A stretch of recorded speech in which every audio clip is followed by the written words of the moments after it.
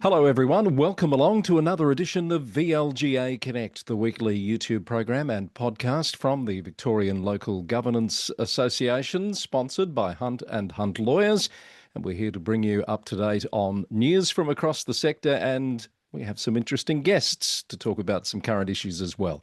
I'll be joined soon by the Mayor of Greater Geelong City Council, Dr. Stretch Kontelj, who'll talk to us about his call for a different approach for central Geelong, a special economic zone pilot following similar moves in Ireland and China. And Dawn Bray from the VLGA and Sally Clarke, a global expert on burnout and culture, will join me to discuss the VLGA's Councillor Development Program with a focus on the health and wellbeing of elected members. But first, let's catch up on this week's Connect News. Well, all of the previously stood-down Hepburn Shire councillors have now been reinstated after the DPP dismissed private criminal charges against them last week, clearing the way for council meetings to resume with a quorum. The Mayor, Councillor Tony Clarke, confirmed the reinstatement. He called the case an unprecedented attack on local democracy, criticising gaps in the Local Government Act, which he says leaves councillors exposed to this kind of prosecution. The councillors moved quickly to stabilise leadership, formally appointing Janet Dorr as the interim CEO, transitioning her from an acting role that was limited by legislative constraints. A permanent CEO recruitment process is expected to begin soon. And some further details have emerged on the dropped charges, with reports the DPP found the prosecution had no reasonable prospect of conviction due to insufficient evidence to establish key elements of some of those alleged offences. The state government plans to appoint an administrator have now been withdrawn. In Casey, the mayor is stepping down and the council will come together to appoint a new mayor next week. Councillor Stephen Kerman confirmed that he will be contesting the Victorian state election in the seat of Narre South. He will remain a councillor for Waratah Ward. He steps aside at 4 p.m. next Tuesday, with a special council meeting set to elect his successor on the same day. City of Greater Geelong councillor Chris Burson has signalled that he'll retain his councillor role while campaigning for One Nation in the upcoming election. The first-term Youyang's councillor will be the party's lead Legislative Council candidate for Western Victoria and is said to be all but certain to gain a position in the Parliament. And the Deputy Lord Mayor of Melbourne, Rashina Campbell, is also considered a likely new parliamentarian, having been selected by the Liberal Party to lead its Western Metropolitan Region Upper House ticket. Councillor Campbell beat out sitting MP Trung Lu and replaces Moira Deeming, whose pre-selection was recently revoked by the party.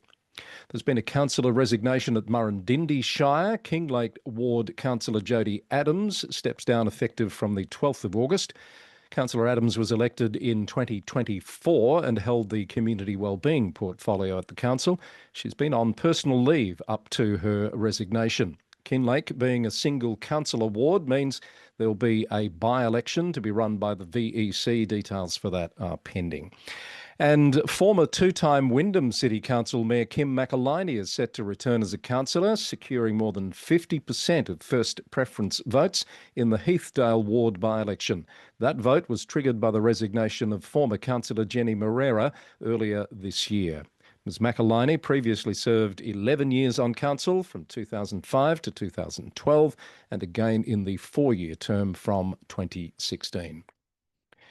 To other news, the Victorian Coalition says it will force all local councils to return to weekly general rubbish collections if it wins the election. Opposition leader Jess Wilson labelled current fortnightly red bin schedules at some councils as disgusting, pointing to overflowing bins in suburbs that have made the switch. 33 councils currently collect general waste fortnightly to encourage food and organic recycling.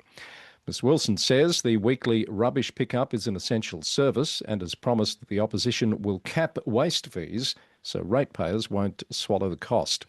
Meanwhile, the Shadow Minister, Bev McArthur, has written to the new Minister, Tim Richardson, calling for urgent amendments to the Local Government Legislation Amendment Stronger Communities Bill. Ms McArthur says the coalition has consulted every council, councillor and local government peak body and has prepared a package of amendments. Her central objection is the bill's mandatory Fair Jobs Code. She's also raised concerns about the bill's new model governance rules and CEO employment requirements. The coalition has put forward its alternative to the bill, which Ms McArthur says retains provisions councils and ratepayers support while dropping the Fair Jobs Code, its regulator, and the CEO employment changes. Ms McArthur told us her views on some of those issues on last week's edition of VLGA Connect, if you haven't caught up with that yet. And in more news, Wyndham City Council has terminated its development agreement with the Western Melbourne Group for the Wyndham Stadium precinct following unresolved contractual defaults and insolvency issues. Hume City Council has unanimously called on the state government to introduce a moratorium on approvals for new and expanded data centres until a parliamentary inquiry is completed. And Melbourne's West has recorded the highest demand for homelessness services of any region in Australia. Lead West says new analysis shows over 15,000 people sought homelessness assistance in the region in the 2024-25 year, with a homelessness rate 50% above the national average. The chair of Lead West, Councillor Susan Yengi from Maribyrnong, says councils are increasingly acting as frontline responders without funding or formal mandate. And Lead West is urging the government to invest in public housing, outreach services and improved local data. And finally, while we're used to reporting on council votes and budget lines, Queensland's city of Moreton Bay has delivered a very different kind of data drop this past week to mark International Cat Day. The council has crunched its pet registration numbers and crowned Luna as the region's most popular cat name, narrowly edging out Bella and Charlie, and the domestic short hair is by far the region's favourite breed. There are currently more than 12,000 cats registered across the city of Moreton Bay. And that's our VLGA Connect news update for this week. For more on these stories and much more, listen to the Local Government News Roundup podcast, sponsored by the VLGA and available wherever you listen to podcasts. Well, central Geelong has thousands of new homes on the drawing board, but many of them aren't yet being built, and the city is pitching a bold fix, a special economic zone, borrowing an idea that's transformed regions in Ireland and China. It would mean tax breaks, planning fast tracks, and government-backed investment, all designed to get stalled projects moving. But it does need Canberra and Spring Street to be on board, and joining me now to make the case is Geelong's Mayor, Councillor Stretch Kontelj, OAM. Welcome to VLGA Connect. Thank you, Chris. Great to have you here for the first time. Let's start with simply, can you tell us what a special economic zone is and what that would mean in practice for Geelong? Well, Chris, the situation is the CBD of Geelong's going through a transition, and to enable that revitalisation to fully affect, we need more people living in the CBD. At the moment, we've got something like 1,600 people living in the CBD. We need more like 16,000 to 20,000. So we literally need more people living in the CBD because, as you could imagine, the CBD of Geelong used to be very much the retail precinct. And particularly since COVID, less people are coming into the CBD to shop. They're using the outlying shopping centres to shop, or they're shopping online. The other phenomena is Geelong downtown is the home of WorkSafe, TAC, NDIS, City Grade Geelong, Deakin University, lots of blue-collar office workers. Now, 40% of those on any one day are now working from home. So a lot of people have been drawn out of the CBD, previously used to mill around, buy coffee, sandwiches, retail, shopping, etc. So a combination of post-COVID change in shopping habits with post-COVID change in working pattern has dragged people out of the CBD and has caused the retail and the hospitality precinct to really suffer as a consequence. So we need to revitalise. Now, the way to do that is to bring people to live back in the CBD. Now, between the council and the state government, we have approved 16 building permits for medium high-rise density residential mixed-use developments, retail, commercial, but predominantly high-rise residential development to bring people to live back into the CBD. The problem is that not one of those developments has commenced. And now, Mm. when I was elected as the mayor, I called together a forum of all the developers who are associated with those 16 permits to find out what do they need to unlock to enable these projects to commence. And it all came down to all the taxes associated with building. Now, Chris, you've got to understand, to build in Geelong costs as much as it does to build in Melbourne and potentially more. Right. So many of the trades have been sucked into the big build that it's to entice them to work in Geelong, you've got to pay them potentially even higher salaries. So the economics of building in Geelong are such that it costs as much, if not more, yet the sale price won't be as high for a property in Geelong as it is in Melbourne, nor can you lease out those properties for as much in Geelong as you can in Melbourne.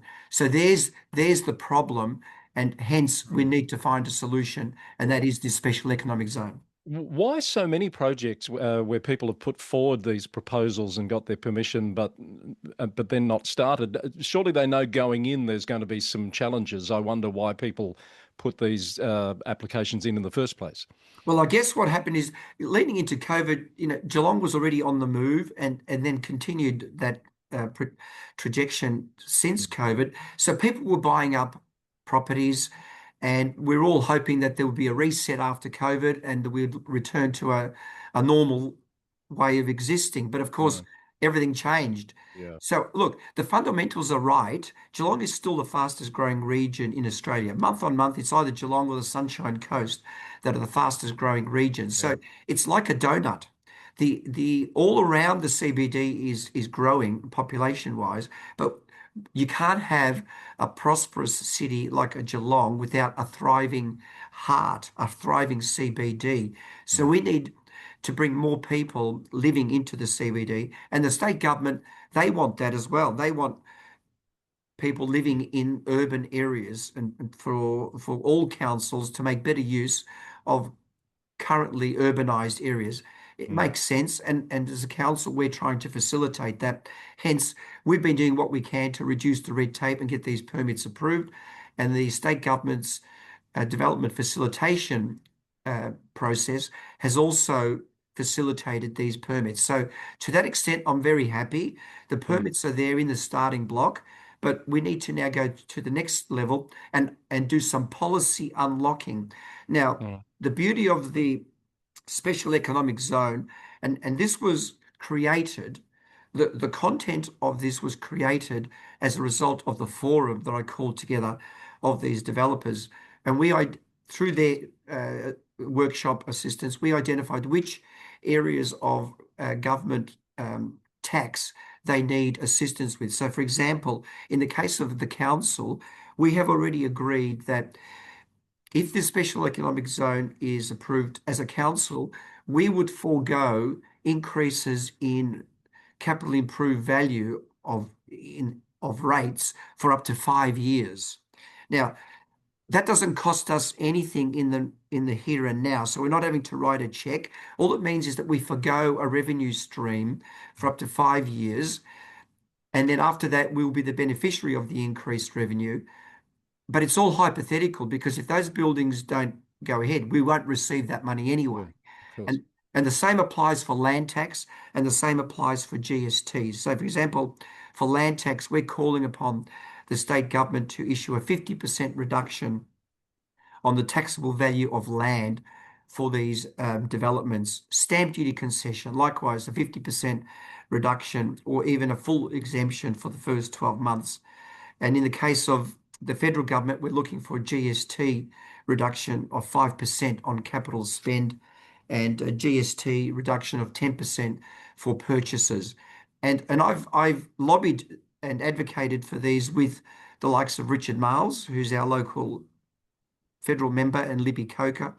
And I've also lobbied the state and federal government. And uh, the way I pitch it is, again, as I mentioned, it's hypothetical. If these projects don't go ahead, you're not going to get the money anyway. And Mm. in the short term, no one's asking you to write them a check. All we're saying is let's, as a collaboration exercise, create the zone, make it available for a very set period of time, let's say in the next 3 years, to really get these projects moving.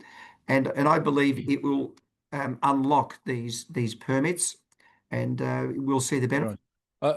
I want to talk a bit about where the ideas come from, but firstly, you just mentioned all of those ministers, MPs that you've been talking to about this. I'm interested, how receptive have they been to the case that you're putting? Look, very receptive to the extent that we're not asking them to sign a check, because we know that government money is going to be very hard to find, particularly here in Victoria. So I know that both government and the opposition are looking for ideas of how they can unlock policy that's not going to require them to sign a check, but yet will drive economic development. And I think this is a great one, that if it works in Geelong, it could work anywhere. You could Mm. you could roll this out across the whole of Australia, and certainly around rural, regional parts of Victoria, Mm. Bendigo, Ballarat. I'm sure they would all benefit from a similar type of initiative.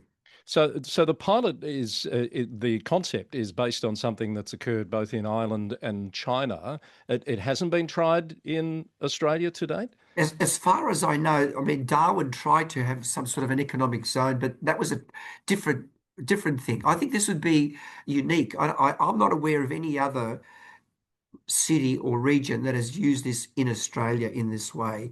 Mm. And I've only become aware that other countries have done this effectively since we came up. So, in some respects, we've reinvented the wheel, but only because it made common sense and it came out of what the developers told us they needed. Because the whole idea of those forums was to find out what's holding you back. You've got your permits, you own the land, why aren't you getting on with it? And once Mm. you sort of unpacked um, the the dynamics of the cost of building in Geelong and the yield that you get in Geelong compared to Melbourne, it all of a sudden made sense that we need to give them a bit of a leg up, because otherwise it's these projects just simply won't happen. Mm. So, I think it's worth a try. I guess it's always a challenge to get both other levels of government on board, but of course it's a state election year, so you'd be keen to press these issues even harder over the next few months. Yeah, look, the timing's perfect.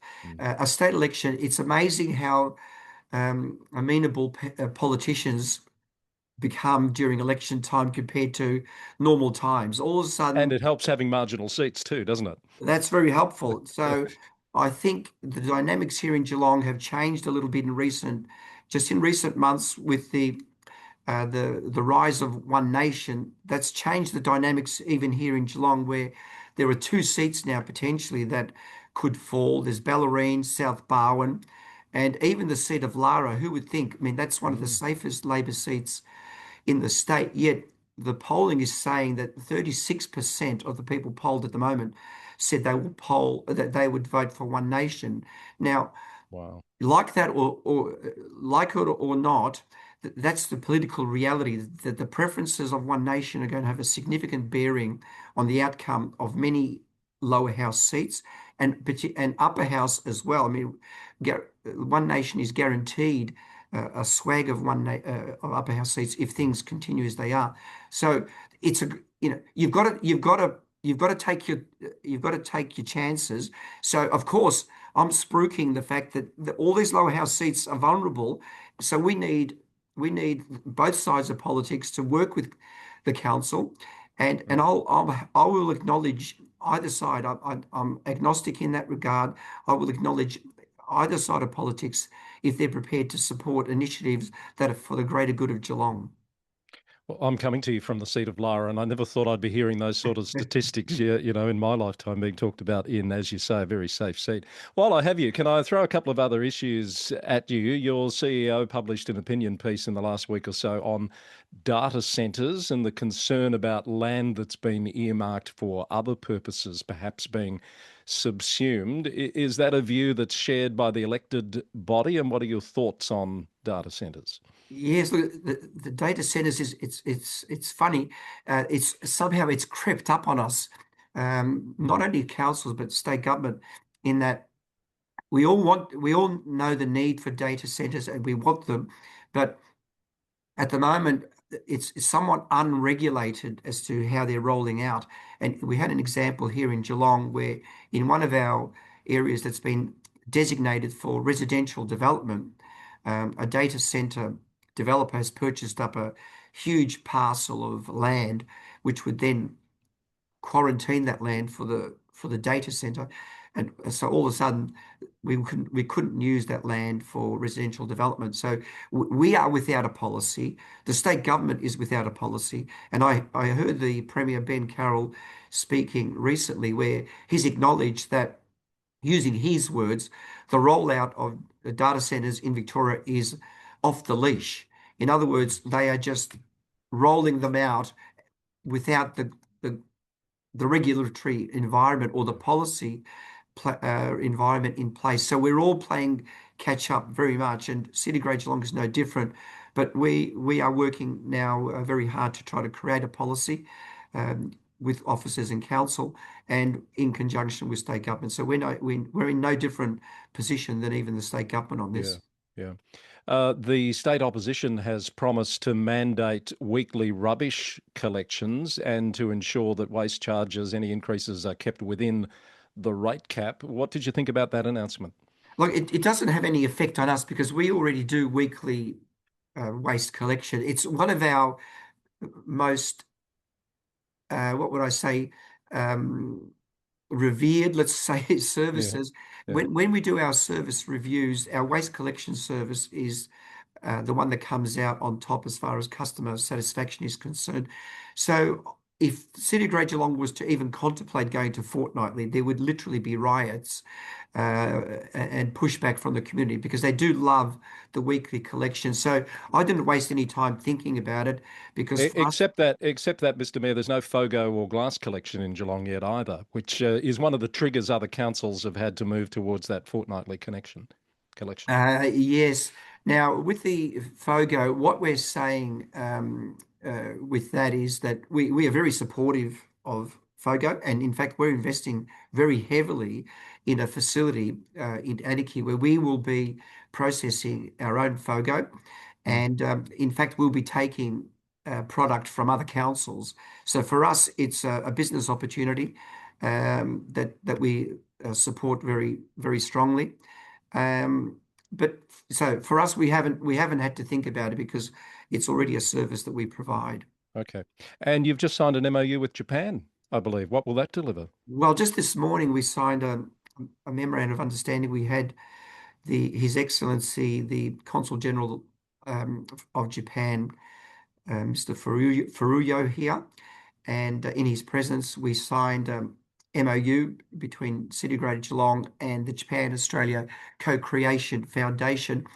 Geelong has put a focus on international engagement. We believe that Geelong is very much a unicorn city. We have a port, we have an international airport, both for passenger and for freight. We have a refinery. We have thousands of hectares of industrial land around the Avalon precinct. We have thousands of hectares of land potential for residential development. So we believe we can market ourselves to the world and start attracting advanced manufacturing, cultural exchange, Mm. student exchange in our own right. And Japan has been identified as one of those countries that we believe we can find lots of synergies, lots of opportunities for economic development. The other country that we're working with is Korea, uh, uh, South Korea in particular. We already have Hanwha here at Avalon producing for the ADF. We also are focusing on stronger relations with the US and working very hard in focusing on just a very core number of countries and pushing those relationships very hard. So hence the MOU with Japan. Before I let you go, I read that you've been seen on Packington Street in Geelong West picking up syringes or something recently. Is that right? That is right. Well, what happened is I had a constituent alert me to a pile of rubbish that had been, well, I suppose, dumped in a Mm, bus shelter, and it was taking a period of time to get it cleaned up, over 24 hours. So on the way to the office, um, on the morning, I drove past and it was still there.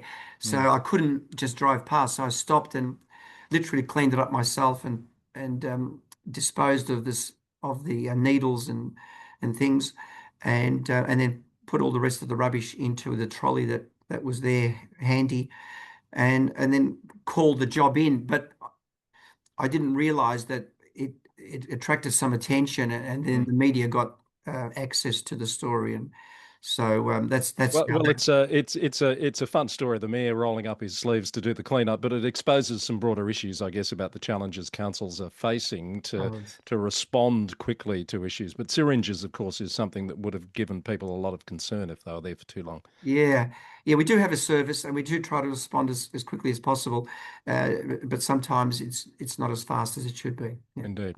All right, it's been a pleasure to talk to you, and I wish you well with your lobbying there for the special economic zone pilot for Central Geelong. Thank you so much for your time and for coming on VLGA Connect. Thank you, Chris. Well, local government leadership isn't just about knowing the rules of the role, it's about being able to sustain yourself in it. And today I'm joined by two guests who know this challenge very well. Dawn Bray, who is the head of local government programs and policy at the VLGA, overseeing the rollout of the VLGA's Mayoral Leadership program and Councillor Professional Development. Hello, Dawn. Welcome to VLGA Connect again. Hello, Chris. It's great to be back, and hello, everyone. Good to have you here. And with us also is Sally Clarke, a burnout culture and leadership expert who's working directly with councils on the human side of the job. How do leaders actually cope under pressure? Hi, Sally. Hi, Chris. Wonderful to be with you and with the listenership.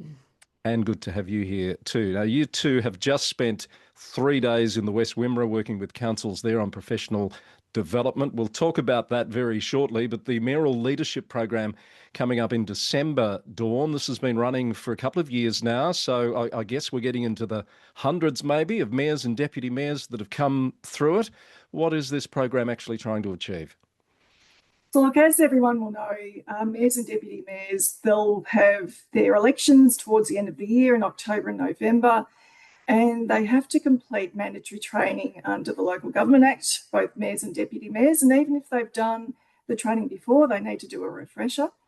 And so we're holding our Mayoral Leadership Program, which is a one-day event on the 4th of December. So it's well within that month time frame that the mandatory training has to be completed in.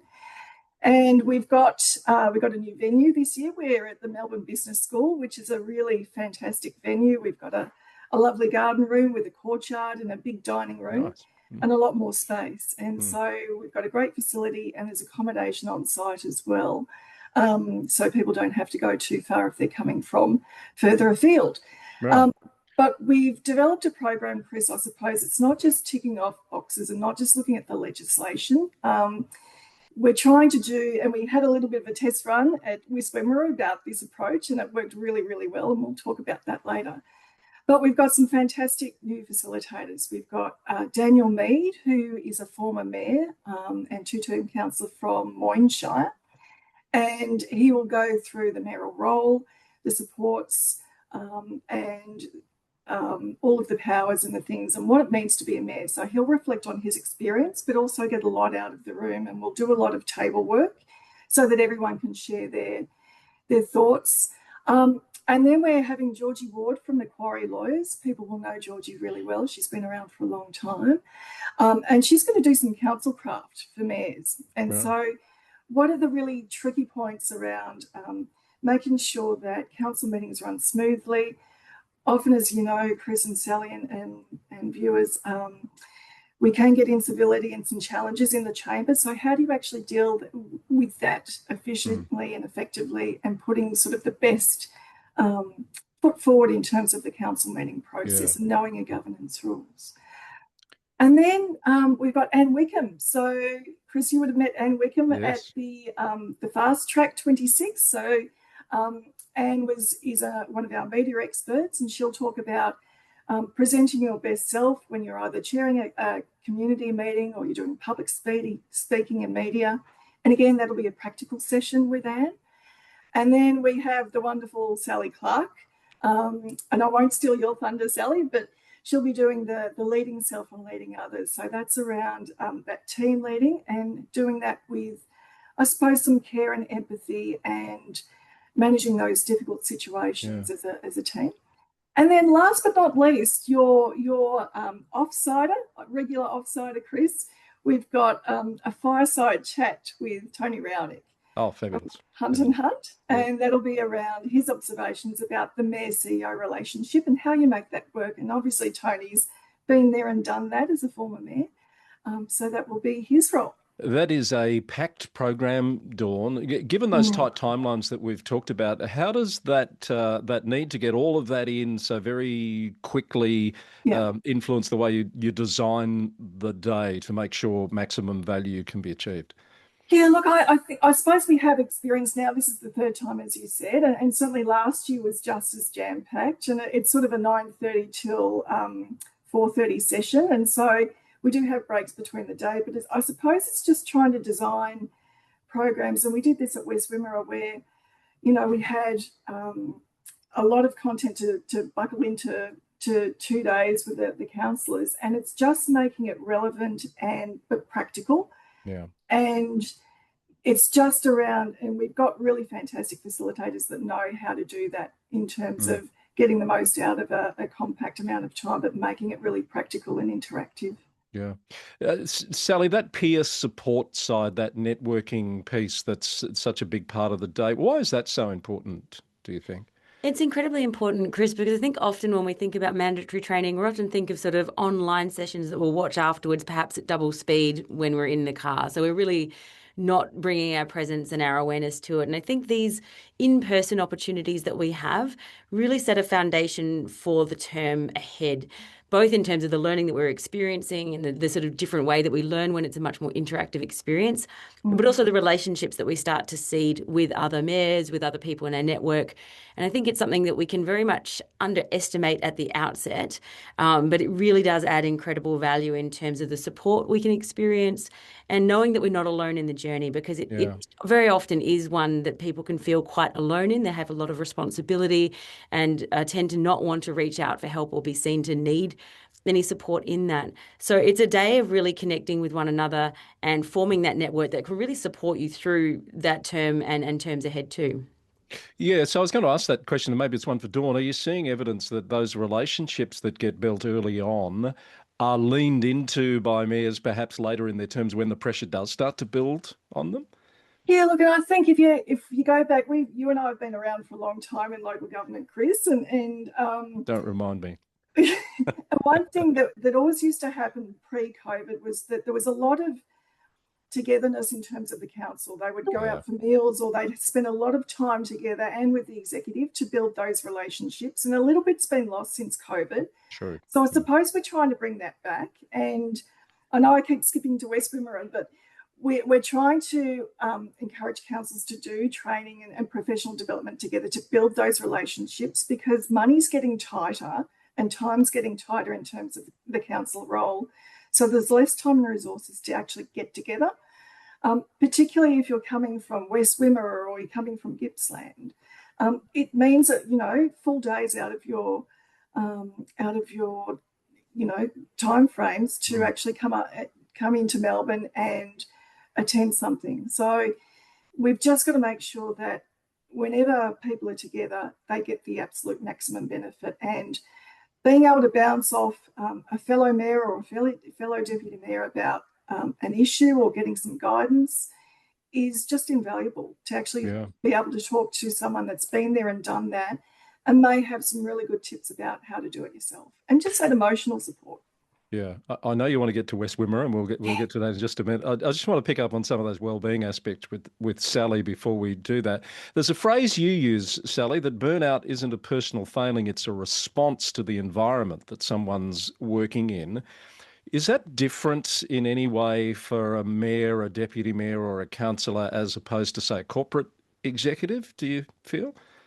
No, it's a great point. And obviously, I went through burnout myself as a corporate finance lawyer. So my experience is corporate. What I'm seeing in the local government arena is some very similar themes, very highly motivated, highly driven, highly intelligent people who want to achieve a lot in a short space of time and yet have perhaps a tendency to blur boundaries and push themselves too hard in that environment. Often when there's a sort of a shorter time frame, whether it's a few years, we can sort of get into this mindset of I'll just give everything and leave nothing out. And getting to the end of the term, but maybe not even the end of the term in a state of chronic stress or burnout. So what we want to be doing is ensuring that we're embedding practices and habits that give us a sustainable career. So that this is something that we could still comfortably be doing in 5 or 10 years, because that not only obviously benefits us as individuals, having better well-being, better relationships as a result, but it delivers better outcomes for the council and for the community we're seeking to serve. So it's really about understanding that well-being is not a sort of reward after the event, it's a precursor to success. All right, let's get to West Wimmera. You've spent 3 days there. That's a big time commitment for the people involved compared to the one day you're talking about with the Mayoral Leadership Program, Yeah. Dawn. Why the 3 days? Who was there and what were you doing? So we were invited by the West Wimmera, the Southern Mallee Alliance. Right. And that is a group of 6 councils, and hopefully I can get them all. So there was Hindmarsh, Yarriambiack, Northern Grampians, Horsham, West Wimmera, and Maybe Southern Grampians, was it? Oh, Bullock, right. Yep. Yes. Thank you, Sally. And so they are doing an amazing, innovative thing in terms of joining their voices together as an alliance. They're dealing with some incredibly difficult and divisive issues within their community around renewables and electricity lines and those sorts of things. So it's a really active and difficult area at the moment, but they are doing some amazing things. They've got really, really limited resources. They've got huge shires to service, but they have some amazing and really inspirational CEOs at the helm, and again, some really inspirational councillors as well that are just wanting to do the very best for themselves and for their communities. And this sounds like an example of where councils coming together can perhaps undertake these activities in a more cost-effective but also time-efficient way. Absolutely, and certainly they got all of the full program, the full gamut of the mandatory professional development that has to be done for Year 2. We've got that all out of the way in Year 2, but in a really innovative way. And the day before, we also met with the governance officers, and we had a GovExchange regional program as well. So we did some professional development and some governance, worked through some difficult governance issues with them.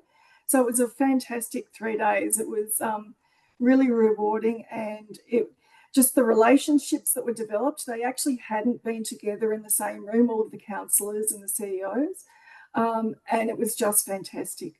Sally, the wellbeing and culture component of those 3 days, just give us a sense of how that played out and whether you felt anything sort of shifted in the room as you were doing it with the group. It's a great question, Chris, and there's definitely a certain level of, and I'm used to this by now, but there's often a certain level of sort of suspicion, I think, when I walk into the room, both from the perspective of, I just harden up. There's a bit of that mentality, I think, particularly in the country. And I'm from the country, so I say that with love. But also, who's this woman from the city to tell us what to do? So that's sort of a little bit of healthy skepticism, I think, when I come into the room. What I deeply appreciated about this day that I spent with councillors was just how open they were to understand how critical wellbeing is. Many of them have lived experience of having compromised wellbeing already in their careers, whether it's pre-council or on council, struggling with this kind of very, it can be very isolated experience as councillors. And I think that's one of the beautiful things about coming together in that room for that day as well, is we weren't having these conversations in isolation. People were there physically around the tables, listening, learning, fairly robust and I think fairly helpful frameworks and very practical approach that I bring through the research and writing that I've done around these issues.